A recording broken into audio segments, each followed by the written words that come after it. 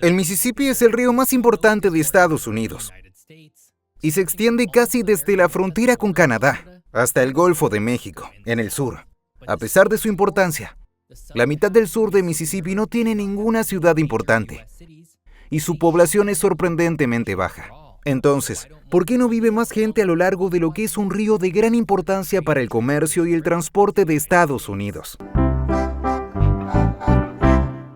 Bienvenidos a Geografía con Jeff. Hoy exploraremos el caudaloso río Mississippi, pero a pesar de su caudal, su distribución demográfica palidece en comparación con la de otros grandes ríos del mundo, sobre todo a lo largo de su mitad sur. Y como siempre, hay una razón geográfica para ello. El río Mississippi, una maravilla geográfica de Norteamérica, se extiende cerca de 4.000 kilómetros desde el lago Itasca, en Minnesota, hasta su desembocadura en el Golfo de México. Este vasto valle abarca una gran diversidad de paisajes, como bosques, acantilados, marismas y numerosos afluentes, convirtiéndolo en uno de los mayores sistemas de drenaje del mundo. Su extensión es tal que, si se extiende por los Estados Unidos contiguos, ocupa cerca del 40% del territorio. Además, el propio río Mississippi recorre 10 estados de Estados Unidos: Minnesota, Wisconsin, Iowa, Illinois, Missouri, Kentucky, Tennessee, Arkansas, Mississippi y Luisiana. Y aunque no atraviesa directamente ninguna provincia canadiense, su cuenca se adentra en Canadá a través de Alberta y Saskatchewan. Teniendo en cuenta esto, una de las características que define el valle del río Mississippi es su inmenso caudal. En promedio, unos 16.700 metros cúbicos por segundo fluyen por él, cerca de Nueva Orleans, aunque esto puede cambiar por los cambios estacionales y a las precipitaciones río arriba. No obstante, es una enorme cantidad de agua, aunque quizá no sea tan grande como muchos esperan. En conjunto, el Mississippi es el 13º río más caudaloso del mundo, muy por detrás de ríos como el Amazonas, el Ganges y el Congo. Varios ríos importantes afluyen al Mississippi, ampliando considerablemente su alcance e impacto.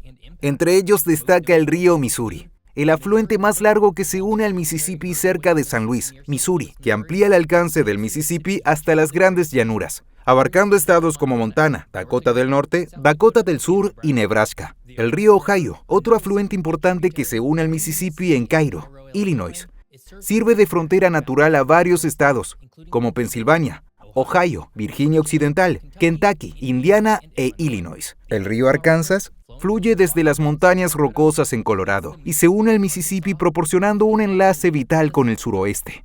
El río Rojo, que nace en la meseta de Texas, atraviesa Texas, Oklahoma, Arkansas y Luisiana antes de unirse al Mississippi. Y el río Illinois, un afluente clave que se une al Mississippi cerca de Grafton. Es una importante vía fluvial para Illinois. Estos afluentes, junto con miles de otros más pequeños, contribuyen a la vasta cuenca del río Mississippi, que abarca aproximadamente 3,2 millones de kilómetros cuadrados, que incluyen partes de 31 estados de Estados Unidos y 2 provincias canadienses. Esta extensa red sirve de sustento a diversos ecosistemas y desempeña un papel crucial en la agricultura, el transporte y la industria de la parte central de Estados Unidos. La geografía del valle del río Mississippi, con sus suelos fértiles y su ubicación estratégica, ha sido una arteria vital para el asentamiento y el desarrollo, desde los pueblos indígenas hasta la colonización. Antes de entrar en la historia del valle del río Mississippi, si te está gustando este video, no dudes y suscríbete. Más videos divertidos de geografía a un solo clic.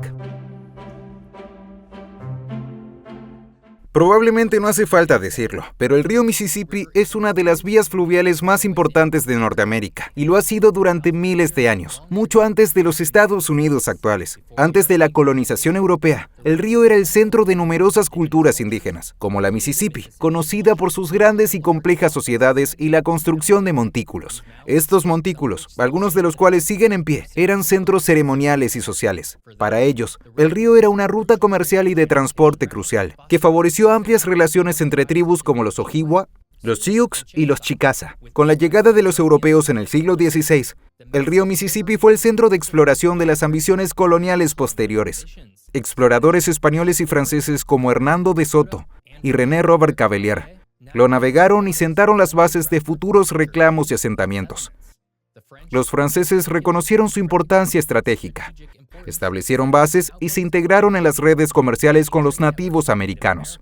A medida que el valle del río Mississippi fue explorado durante los siglos siguientes, el río se convirtió en objeto de disputa constante entre España y Francia, y fue muy codiciado por los británicos. Tras varios conflictos y tratados coloniales, se convirtió en frontera entre territorios franceses, españoles y británicos, y más tarde, en arteria vital de los Estados Unidos. Ciudades como Nueva Orleans, fundada en 1718, se convirtieron en grandes puertos gracias a su ubicación junto al río. A pesar de su creciente importancia, el río seguía siendo bastante difícil de navegar con la tecnología preindustrial. El siglo XIX trajo cambios notables con la invención del barco de vapor, revolucionando el comercio y los viajes por el Mississippi. En esta época, el río se convirtió en una frontera conflictiva en los Estados Unidos, especialmente por la esclavitud. Durante la Guerra de Secesión, el control del río fue un importante objetivo estratégico, que culminó con el famoso sitio de Vicksburg en 1863. Actualmente, el río Mississippi desempeña un papel vital en la economía y la ecología de Estados Unidos. Es un importante medio de transporte agrícola e industrial con una extensa red de esclusas, represas y diques para gestionar su caudal.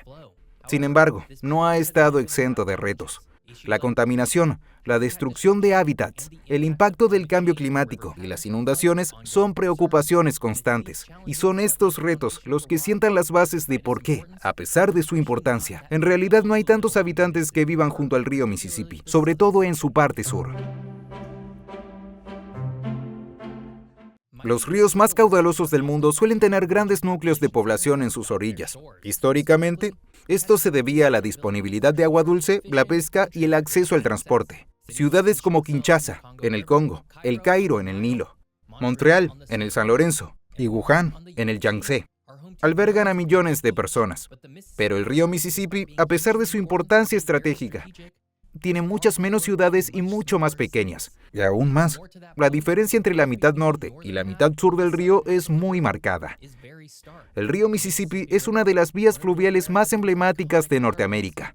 Presenta un marcado contraste demográfico a lo largo de su recorrido, mientras que la mitad norte cuenta con grandes ciudades como San Luis y Minneapolis. La mitad sur, especialmente al sur de San Luis, está notablemente menos poblada. Esta disparidad se debe a factores geográficos y medioambientales que han influido históricamente en los patrones de asentamiento de Estados Unidos. En la confluencia de los ríos Ohio y Mississippi, un lugar idóneo para una gran ciudad por su posición estratégica para el comercio y el transporte, la región carece de población y solo cuenta con la pequeña ciudad de Cairo en Illinois. Esto se debe principalmente a las dificultades que plantea el comportamiento natural del río y la geografía que lo rodea. Uno de los factores más significativos es la prevalencia de las inundaciones. La topografía de la región y la dinámica del río contribuyen a las frecuentes y en ocasiones catastróficas inundaciones, desalentando el desarrollo urbano. La gran inundación del Mississippi en 1927, una de las más devastadoras de la historia de Estados Unidos, inundó más de 70,000 kilómetros cuadrados de tierra, dejando profundidades de hasta 9 metros bajo el agua durante varios meses. Esto ilustra los riesgos asociados de vivir en estas zonas propensas a inundaciones. El delta del Yazoo, Mississippi, una región destacada a lo largo del tramo sur del río, ilustra aún más estos retos.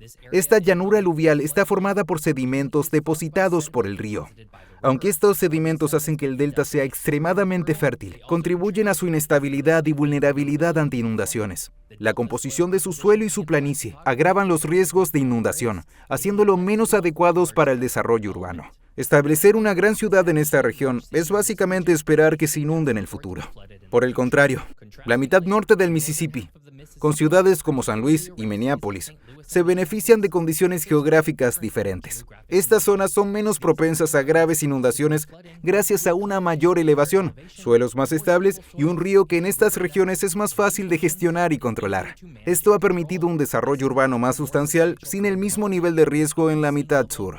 Además, las tendencias históricas de desarrollo han influido. Los tramos norte del río Mississippi eran más accesibles y atractivos para los colonos europeos durante la expansión americana. Esto llevó a un desarrollo precoz e intensivo en el norte, con ciudades como San Luis y Minneapolis, que se convirtieron en centros económicos y de transporte clave a finales del siglo XIX y principios del siglo XX. En la actualidad, en la mitad sur del río Mississippi, solo viven unos 3,7 millones de personas.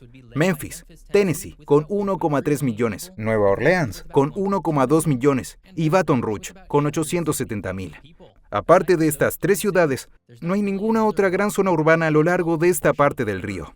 En cambio, en la mitad norte del Mississippi viven unos 7,6 millones de personas y está encabezada por las grandes ciudades de Minneapolis y St. Paul, Minnesota, con unos 3,7 millones de habitantes, y San Luis, Missouri, con 2,8 millones. Estas dos ciudades han podido crecer tanto en parte porque, bueno, el Mississippi es mucho más fácil de controlar en el norte. Las peculiares fronteras del tramo sur del río Mississippi, donde estados como Arkansas, Mississippi y Luisiana tienen pequeños enclaves en orillas opuestas, son el resultado de la naturaleza dinámica del río y de acuerdos fronterizos históricos. Este hecho que se observa en la región del delta del Mississippi refleja los retos que plantean las fronteras a lo largo de un río serpenteante.